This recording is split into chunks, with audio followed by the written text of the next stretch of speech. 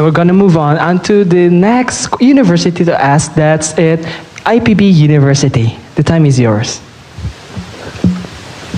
Good afternoon, Mr. President. My name is Joseph Farrell. I'm from Student Executive Board, IPB University.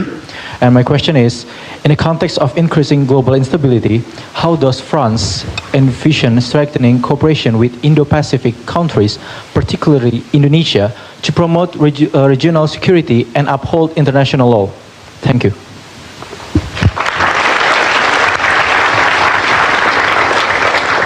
Thank you very much.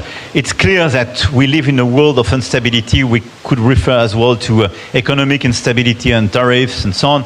But let's focus on your question, which is about geopolitical instability and the potential risk in this part of the world.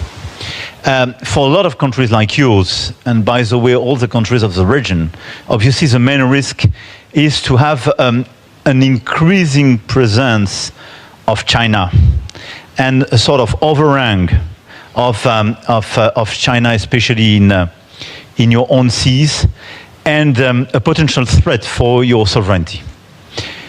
This is where we launched this Indo-Pacific approach, because there is one way to react to this approach. And I do respect all this approach, by the way. I just try to qualify and design a strategy. I'm not judgmental in my qualification. There is one way which is very confrontational, which is what I would call the US approach. Number one, vis-à-vis number two, they want to compete. And number one just doesn't want number two to expand in this region of the world. It's fine. This is probably a right strategic rationale.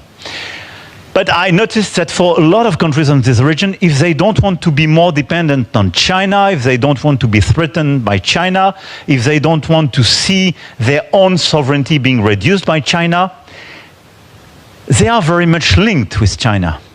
They have a lot of respect for China. And they don't want to enter into confrontation, or they don't want to be trapped in this confrontation between the two superpowers. And this is where we provide what I call the third way. This Indo-Pacific approach is a way to say, we share the same view, because France, as you know, has overseas territories in the region, with New Caledonia, French Polynesia, Reunion Island, Mayotte.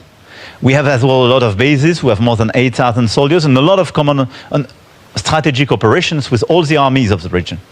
And our approach is the following. We don't want to be confrontational, but we want to help all the countries of the region. We do share the same view. A view of, I would say, a global order based on respect and balance and equilibriums. We want to work together, we want to cooperate in order to increase your capacity, and by the way, our capacity, to be more independent and have a better strategic autonomy. And we do so through security and defense cooperation. We have Rafale program for aircraft with your country, but as well with India, with UAE. So we have a Rafale club with some key countries of this Indo-Pac region.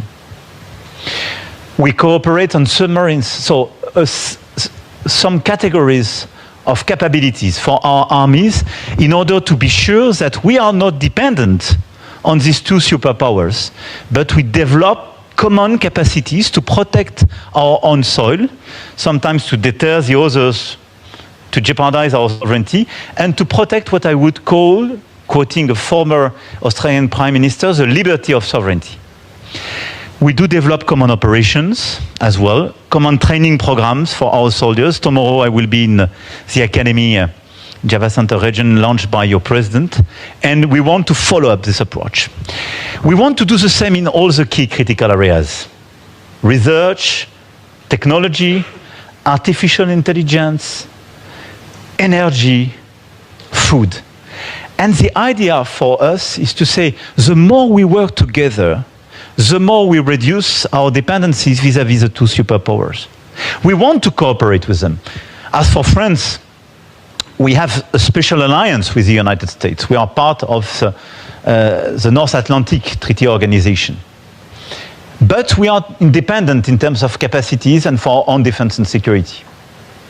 We have a lot of links with China for decades, and we want to follow up.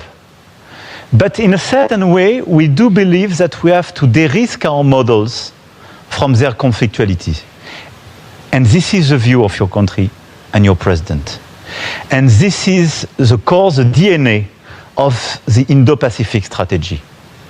Not being confrontational, but enhancing our independence on both sides.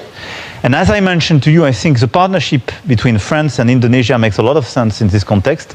And the partnership between ASEAN and European Union is very meaningful because it's more than 1 billion inhabitants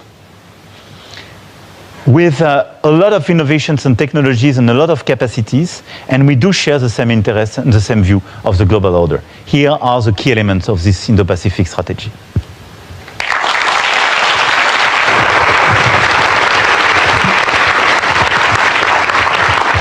Thank you, Mr. President, for responding the second question.